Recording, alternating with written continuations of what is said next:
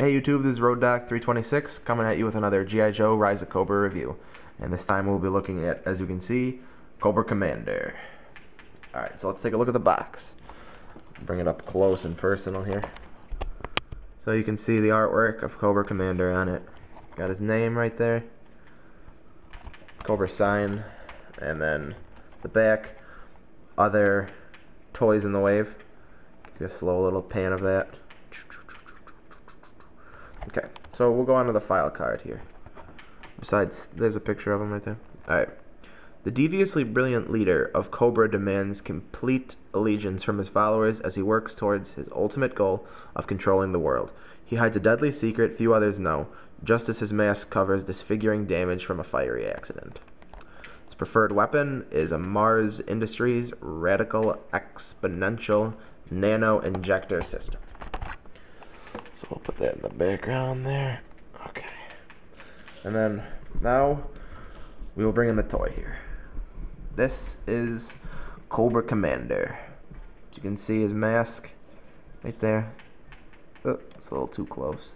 You can't really tell, but it is clear. It's kind of neat. People have been wondering if you can take this mask off, and no, you cannot. That is only on like the 12-inch figure. Alright, continue looking at him here. I really like the way his chest looks with the silver. It looks really cool. It looks really robotic.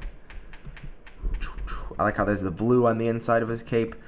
Almost to me like an homage from the very original Cobra Commander, because as you all know, he's blue. So I like how they threw that little blue in on the inside of his cape there. Going down, you can see him on his stand. And I'll try to get in with a good angle. But I love his boots. He's got not painted well, but pretty detailed, like cowboy boots almost. I like them. But here he is on a stand. Stand works really well. He fits really well to it, almost better than any figure. It's not going to shake off. There's not that thing where one foot's going to fit on and the other doesn't. Move on to articulation here. Get him out. We got probably a 360 on the head now. It's restricted by his cape, which is a kind of soft plastic. You can't take it off, but it's basically on there pretty good. And then you got basically just the full range of articulation for any Joe. That on both arms, double jointed knees, which really it's hard to get the second joint to bend, because as you can tell it sort of gets inside of the cape there and kind of restricted. The cape does restrict some of his articulation, but not much. It's very workable still. I got the feet I can spin and bend down. And he actually has, I don't know if you can even tell it, but right in the middle, like all Joes, he's got like mid-torso articulation, but it's really well hidden on this figure.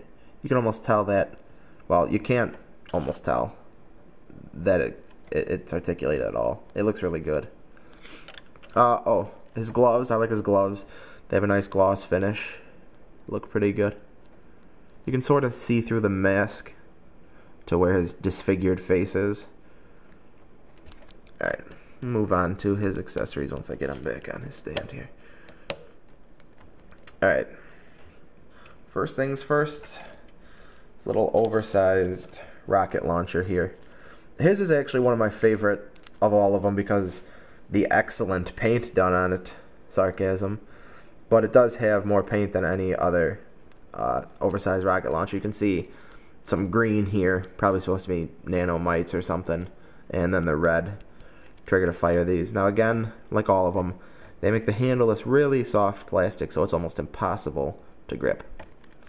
Like I've said before, I do like the spring in these here. We'll get a little test fire. Alright, so we got that. Thank you. Alright, then move it a little to the, like this way. Alright, thanks. Anyway, move on to his next thing is this little Cobra that he comes with. Now, nothing too special about this guy. It's kind of like how Timber comes with Paris Pursuit Snake Eyes. It's just a little bonus. It doesn't really do anything. Not articulate. It is soft plastic. So if you could find a way, you could probably remold him into a different stance, but you could still tell that he was meant to just be sitting like this. And it's pretty cool. No paint on him except like right here on the head. He's got a little tan colored paint job, but not much. Nothing special about this. It's just a cool little addition. Put it next to Cobra Commander's feet, make him look more menacing. Do that. Alright. Next, he comes with this walkie-talkie type deal, which it's really fat, so it's almost impossible to actually get him to hold it. You can get him to hold it by this little thin bar on the side, and that does fit in both of his hands really well. We'll get it in. Okay, that is lost forever. No, it's really not. So I guess it doesn't actually fit in his left hand that well. I don't know why, but all of these figures seem to have one hand that's more loose than the other and just can't hold anything.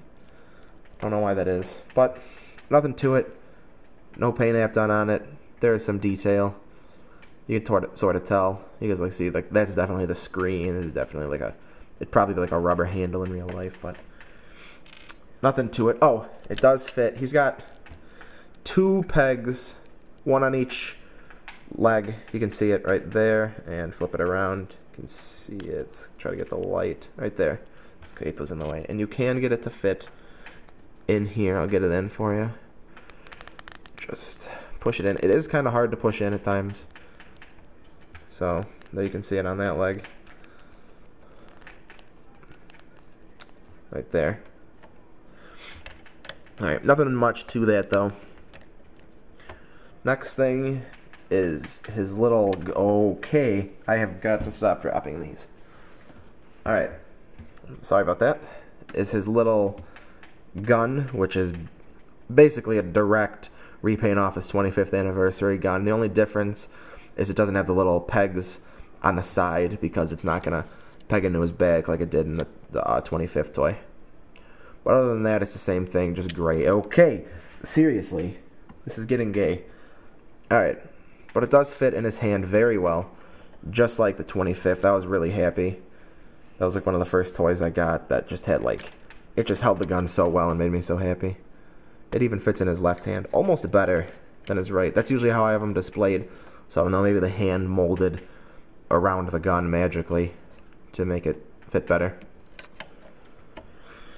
Okay, last but not least is his little nanomite injector here. It's kind of neat. The only paint on it is this little green on the bar, which is on both sides. They didn't just paint one side. And it does have one of these pegs. So I'll show you here. It does peg into his leg. You almost have to twist his torso to get his leg out of the way of the coat. But that's what that looks like.